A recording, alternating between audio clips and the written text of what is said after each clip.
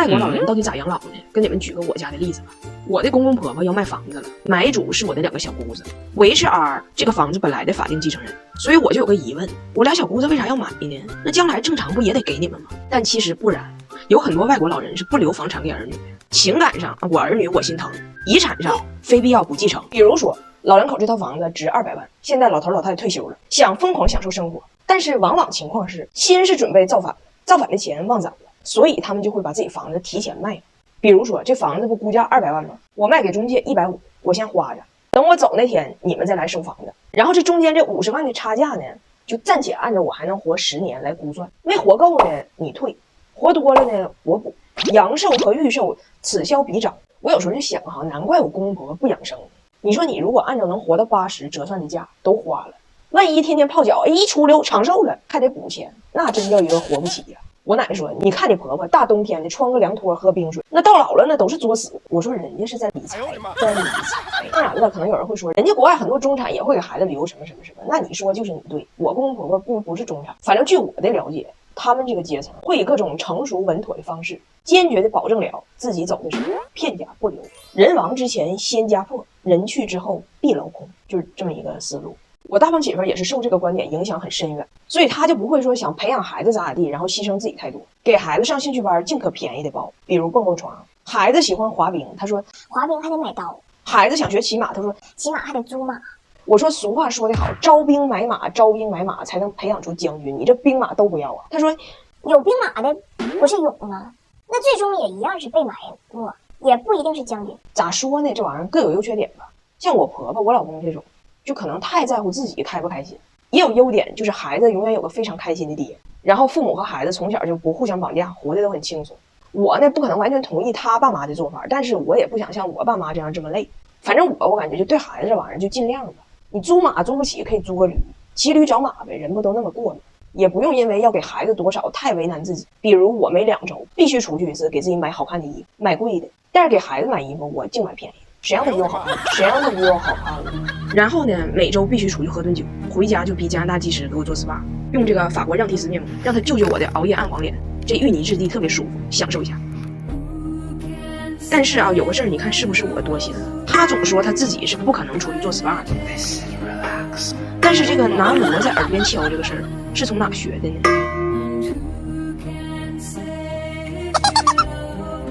妈，我爸。哎呦我的妈！妈被封口了，你等我15分钟之后揭下我伪善的芋泥面孔啊！妈脸咋样？哎呀妈呀，真亮啊！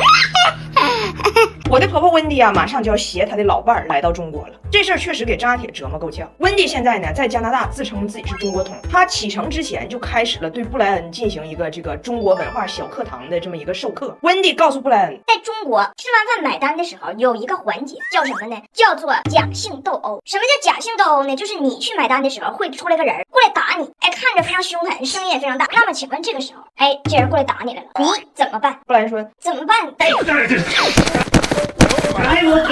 俺家俩孩子看着这视频说，哎呀妈，他俩干啥呢？我说表演中国人结账时候的撕巴。俩孩子都说这不对呀。我说是，你想想你姥昨天请客的时候咋跟人撕巴的？给你奶演一遍。2个孩子回忆了一下，今天肯定是我，今天肯定是我。我告诉你啊，谁跟我抢他不好使，你别跟我讲没用的。干啥呢你呀？今天谁都别磨叽，多大点事儿呀？我告诉你啊，咱俩都不是那墨姐儿，对，咱俩都不是。今天高低就是我。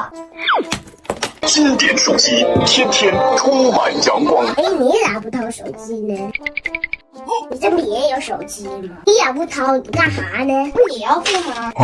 我有打吧，我先上个厕所。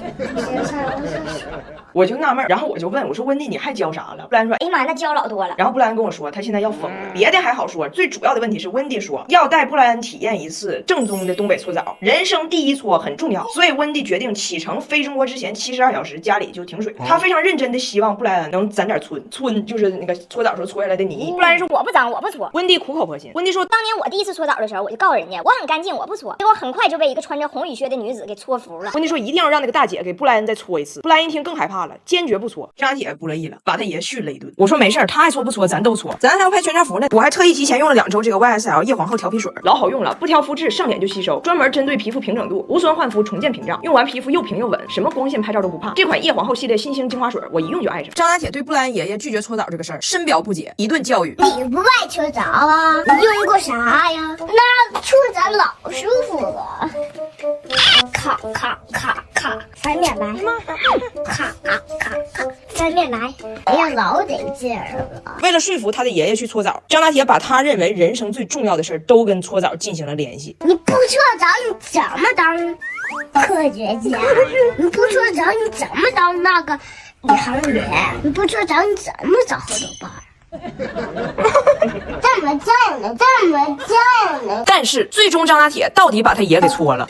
你先在这里面泡会儿啊，我一会儿再给你搓，一会儿再给你搓啊。完了，温蒂马上就要带着俩女儿来中国了，但是这次我妈拒绝接待。对于她此次的到来，最受伤的是张大铁。我妈提出让张大铁自己留在北京陪她奶，张大铁的反应给我逗稀了。对于这次温蒂来呢，就我们的感觉怎么形容呢？我觉得大胖媳妇的形容非常准确。她昨天跟我说，我感觉我们迎接我妈的到来吧，那个感觉有点像你们中国人过年放鞭炮，你又想听个响，你又怕他帮着你，帮着你。